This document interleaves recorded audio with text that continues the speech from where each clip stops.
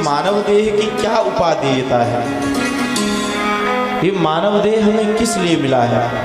तो किसी बच्चे ने उठ करके कह दिया होगा कि जी सुबह उठो, नहाओ धो, नाश्ता कर लो, फिर पढ़ाई के लिए चले जाओ, काम वाले काम के लिए चले जाओ, दोपहर को लंच कर लो, फिर कुछ देर आराम कर लो, संध्या के टाइम कुछ खेल कूद लो, रात्रि को भोजन करो, फिर सो जाओ, अगले दिन फिर उठ करके यही काम।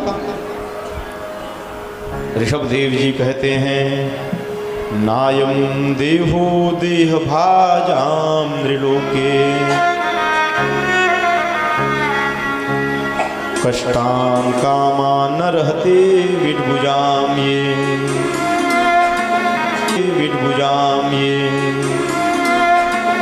तपो दिव्यम पुत्रकायेन सत्वम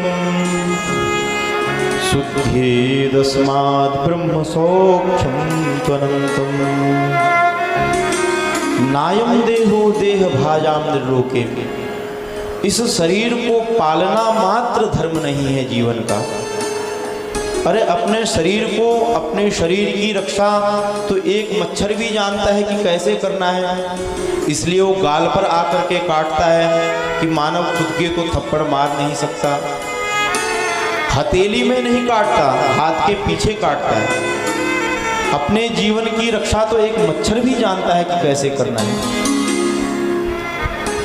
एक चूहा भी जानता है कि अपने बालकों का कैसे संरक्षण करना है, एक पक्षी भी जानती है कि अपने बच्चों को क्या खिलाना है। अपना पालन, परिवार का पालन, बच्चों का पालन पोषण छोटे से छोटा जीव भी जानता है। फिर इस मानव देह की उपादेयता भी सिर्फ इतनी ही है, तो फिर एक पशु में और मानव में क्या फर्क रह गया है। शुद्धेदस्माद् ब्रह्म सौख्यम त्वनन्तम, ब्रह्म सुख की प्राप्ति इस मानव देह की उपादेयता है। ब्रह्मानंद की प्राप्ति हो जाए, इससे बड़ा श्रेष्ठ सुख इस मानव देह को नहीं मिल सकता। ऐसा दिव्य उपदेश किया कि 9 बालक तो वहीं से सन्यास के लिए चल पड़े। वे 9 बालक नवयोगेश्वर कहलाए, जिनका चरित्र 11 अध्याय 11 स्कंद में विस्तृत रूप से है। महाराज निमि के साथ इन नवयोगेश्वरों का संवाद 11 स्कंद में विस्तार से वर्णित है। भरत को राज्याभिषेक में राजाभिषिक्त करके ऋषभदेव जी वन को चले गए। वन में जाकर के एक छोटा सा पत्थर अपने मुख में रख लिया, किसी के साथ बात नहीं करते, पागलों जैसी अपनी वृत्ति बना ली, मस्त मलंग की तरह वन में फिरने लग गए, भगवान का भजन करने लग गए, परमात्मा को प्राप्त कर लिया। ऋषभदेव भगवान की जय। ऋषभदेव जी के चरित्र को देख करके भरत के मन में वैराग्य हो गया। मेरे पिताजी इतने श्रेष्ठ और मैं राज्य के भोग में लगा हुआ हूँ। भरत जी के मन में भी प्रबल वैराग्य हो गया। अपने राज्य को छोड़ करके अपने पुत्र सुमति को राज्याभिषिक्त करके भरत जी भी वन की तरफ चले गए कि मैं भी परमात्मा का भजन करूंगा, और मनमुखी ढंग से भजन करने लग गए। गुरुमुखी भजन होना चाहिए, मनमुखी भजन करने वाले का पतन होता है। गंडकी नदी में एक दिन सूर्य को अर्घ्य देने के बाद मध्याह्नकालीन संध्या महात्मा भरत कर रहे थे, सूर्योपस्थान कर रहे थे। इतने में एक करुण दृश्य वहां पर उपस्थित हो गया। एक गर्भवती हिरणी वहां पर जल पीने के लिए पहुंची। एक शेर ने उस हिरणी को देख लिया। दूर से जैसे ही शेर ने दहाड़ मारी, सिंह के दहाड़ को सुन करके हिरणी अपने जान को बचाने के लिए उस गंडकी नदी में छलांग मार दी। प्रसव की पीड़ा इतनी अधिक हो गई कि उसका बहती नदी में ही प्रसव हो गया, और उस प्रसव की पीड़ा में उसकी मृत्यु हो गई। छोटा सा वो हिरण शावक, मृग शावक बहते हुए महात्मा भरत के आगे से बह रहा था। संत के हृदय में करुणा जगाई। संत कहते ही उसको हैं जिसके हृदय में करुणा प्रकट हो जाए। बहुत अच्छा किया महात्मा भरत ने, उस छोटे ही से हिरण शावक को बचा लिया, उस धारा से उठा करके किनारे पर ले आए, उसको अग्नि जला करके थोड़ा सेक दिया, हरी हरी घास खिलाई, बहुत अच्छा किया। जड़ भरत को चाहिए था कि 2-4 दिन उसकी सेवा करते, जब चलने लायक वो हो जाता तो हिरणों के झुंड में उसको छोड़ देते कि बेटा अब तुम अपने बच्चों अपने संगियों के साथ रहो, मुझे भजन करने दो। लेकिन भरत जी के मन में उसके प्रति ममत्व जग गया, इतना प्रेम उस मृग शावक के प्रति हो गया कि जब महात्मा भरत भजन करने के लिए बैठते और हिरण का शावक पीछे से आकर उनके पीठ पर अपने सींग से खुजली करता तो माला एक तरफ फेंक देते और उस हिरण शावक को उठा करके अपने गोद में लेकर के उसको प्यार करते।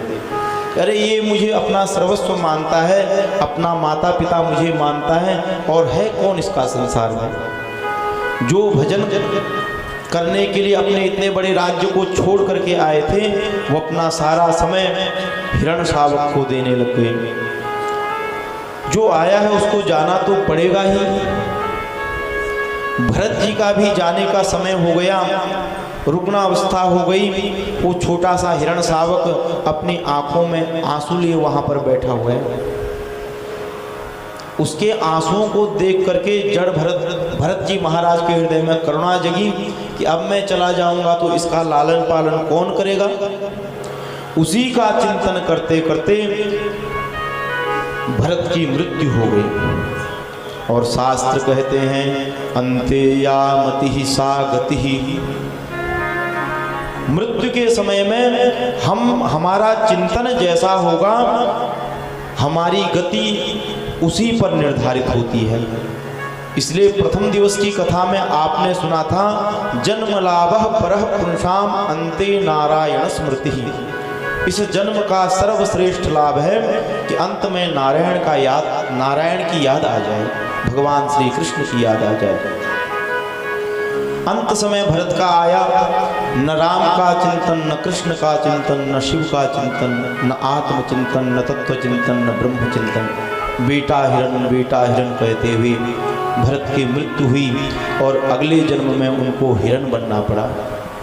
लेकिन पूर्व जन्म की स्मृति समाप्त नहीं हुई, ये भजन का फल था। बड़ा पश्चाताप हुआ, ओहो मैंने इतनी बड़ी भूल कर दी, अब इस जन्म में आ गया हूँ तो अब भजन कर लूँ। हिरणों के झुंड में नहीं जाते, सूखी सूखी घास खाया करते हैं। एक दिन वन में आग लगी, सभी जानवर तो भाग गए लेकिन ये नहीं भागे। उसी अग्नि में अपने देह का त्याग कर दिया और परमात्मा ने बहुत बड़ी कृपा की कि अगले जन्म में इनको पुनः मानव योनि दे दी और जन्म भी दिया। ब्राह्मण कुल में आंगिरस गोत्र में ये उत्पन्न हुई। पिताजी ने इनकी जन्म पत्री बनवाई, ब्राह्मणों से भविष्य को पूछा, पता चला कि ये तो बड़ा कोई श्रेष्ठ महात्मा बनेगा, विद्वान बनेगा।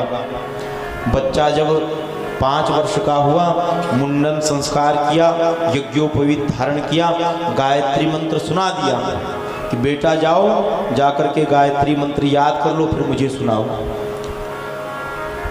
अब भरत ने अब की बार सोच लिया कि पूर्व जन्म में मैंने जो गलती की थी अब इस जन्म में नहीं करूँगा। आज पिताजी गायत्री मंत्र याद करने को कह रहे हैं, कल सत्यनारायण की कथा याद करने को कहेंगे, परसों कहेंगे कि जाकर यजमान के यहाँ विवाह करवाया हो, नरसों कहेंगे जाके उसके मर्ग में भोग डाल के आ जाओ। मैं सोचता हूँ जिससे मैं मुक्त होना चाहता हूँ फिर कहीं मैं वहीं न बंध जाऊँ। मौन होकर के कुछ नहीं सुनाया, बोले ही नहीं। पिता ने देखा कि अरे इसकी मस्तिष्क की रेखा तो कहती है कि ये बड़ा विद्वान है, लेकिन इसका आचरण तो कहता है कि ये बड़ा जड़ है, इसलिए नाम ही जड़ भरत हो गया। बोलो जड़ भरत जी महाराज की जय।